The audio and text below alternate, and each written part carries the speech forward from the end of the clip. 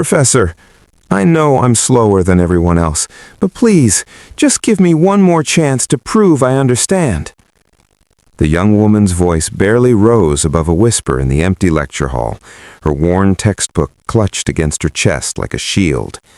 25-year-old Waverly Dunn had stayed after class again, hoping for just a few more minutes to grasp concepts her classmates absorbed effortlessly. Professor Kingston looked up from his papers, his expression softening. He'd taught marketing for 15 years, but something about this student's quiet determination struck him differently. Waverly, you've asked me that same question about market segmentation 4 times now. Most students get it in one. Her cheeks flushed with shame. I know, I'm sorry.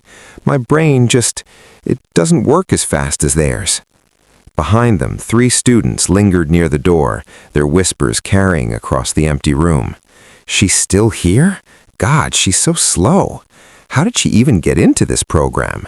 Probably a pity admission. Waverly's shoulders hunched inward, but she didn't turn around. Professor Kingston, however, stood abruptly. Intelligence isn't about speed, he said firmly, his voice carrying. It's about depth. Now, if you'll excuse us, I'm having an important conversation with one of my most dedicated students. The students shuffled out, embarrassed. Waverly's eyes glistened with unshed tears. You don't have to be kind, Professor. Everyone knows I don't belong here.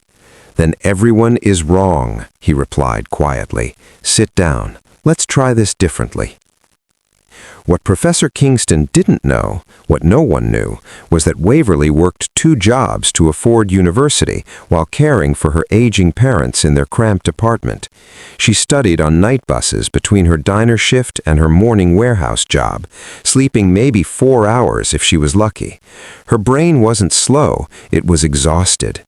What Waverly didn't know was that Professor Kingston had once been exactly like her, a working-class kid who'd taken 7 years to finish his degree because he had to work full-time, who'd been called slow by professors who couldn't see past his tired eyes to his hungry mind. Over the following weeks, Kingston began staying after class specifically for Waverly. He'd noticed something remarkable. While other students memorized definitions, she asked why. While they calculated formulas, she questioned the human behavior behind the numbers. Her mind didn't work slower, it worked deeper. One afternoon, during a group project presentation, everything changed. The assignment was to create a marketing campaign for a local struggling business. Most groups chose trendy startups or popular restaurants. Waverly's group had chosen a small family-owned grocery store in a poor neighborhood. Her teammates presented their flashy social media strategy, clearly having done the work without her. Then Kingston asked, "Waverly, what's your analysis?" She hesitated, her voice shaking. I disagreed with their approach, so I did my own research. Show us, Kingston encouraged gently. Waverly pulled out a worn notebook, her handwriting covering every page. I spent 3 weeks visiting the store during my breaks from the warehouse. I noticed something everyone else missed. Their customers aren't on social media much. They're elderly, immigrants, working poor. They shop there because it's walking distance and the owner knows their names. She continued, her confidence growing. The store doesn't need Instagram followers. It needs community trust. So I proposed they host a weekly community dinner using ingredients that are about to expire, food that would be wasted anyway. People pay what they can, even if it's nothing. The marketing isn't digital. It's human connection, word of mouth, dignity. The classroom had gone completely silent. Even her dismissive teammates stared in shock. Kingston leaned forward, his eyes bright. That's brilliant. That's not just marketing. That's understanding human need at a fundamental level. Where did you learn to think like that? Waverly's voice was barely audible. I shop at that store. I'm one of those customers who counts every dollar.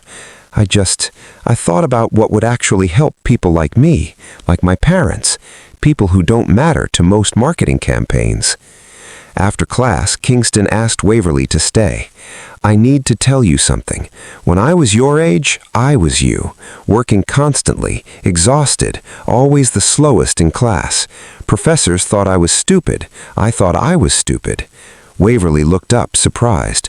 "But you're a professor. You're brilliant." "I'm thorough," he corrected. "There's a difference.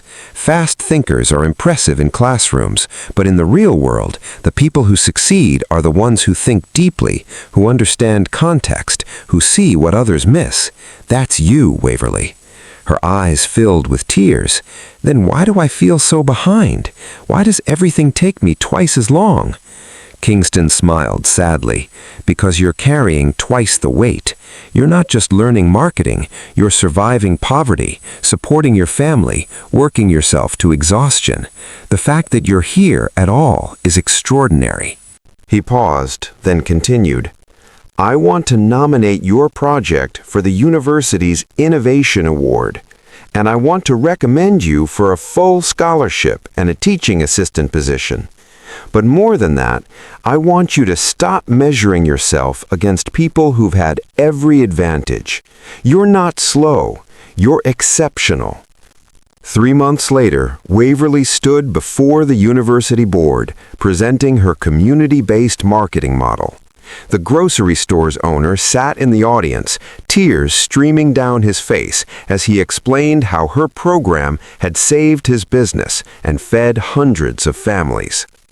"This young woman understood something most MBA graduates never learned," he said, "that the best marketing isn't about manipulation, it's about genuine service, about seeing people's humanity first."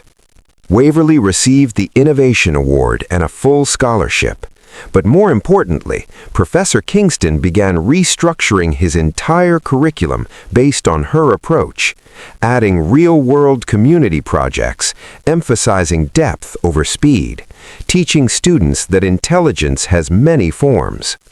On the last day of semester, Waverly found Kingston in his office. "Professor, I need to tell you something. I almost quit. A dozen times. I was convinced everyone was right, that I was too slow, too poor, too tired to belong here." Kingston looked at her with profound understanding. "What changed your mind?" "You did. You saw something in me I couldn't see in myself. You taught me that different doesn't mean deficient, that my perspective, shaped by struggle, was actually my strength, not my weakness." His voice was thick with emotion. "You taught me something too, that the students who struggle most often have the most to offer, that as educators, our job isn't to reward the naturally gifted, it's to recognize potential in unexpected places." Waverly smiled through tears. "My parents ask me every day if I'm sure about this degree, if maybe I should just focus on work, accept that university isn't for people like us. What do I tell them?" "Tell them," Kingston said firmly, "that intelligence isn't about how fast you learn, it's about how deeply you understand. Tell them that the world needs people who think like you, who see what others overlook, who remember what it's like to struggle, and use that knowledge to lift others up." 2 years later, Waverly graduated top of her class, her thesis on inclusive marketing changing how her university taught the subject. Companies competed to hire her, not despite her background, but because of it, because she understood markets that most marketers never saw. And Professor Kingston kept a copy of her original project proposal in his office, showing it to every student who felt too slow, too different, too behind. This, he'd tell them, was written by someone they called slow, someone who changed everything by refusing to speed up, by trusting that her way of thinking mattered. The world tells us intelligence looks one way, fast answers, quick thinking, easy comprehension. But true wisdom often moves slowly. It lives in the student who asks why, not just what. In the mind that digs deeper rather than racing forward. In the person whose struggles taught them to see what privilege overlooks. We're all learning at our own pace, carrying our own burdens, following our own paths. The measure of our worth isn't how quickly we reach the destination, it's the depth of understanding we gain along the way, and what we do with that hard-won wisdom. Sometimes the people we call slow are actually seeing further than the rest of us. Sometimes what looks like struggling is actually the deepest kind of learning. And sometimes the greatest gift an educator can give is simply believing in the student everyone else has written off. If this story touched your heart, please like, share, subscribe, and comment.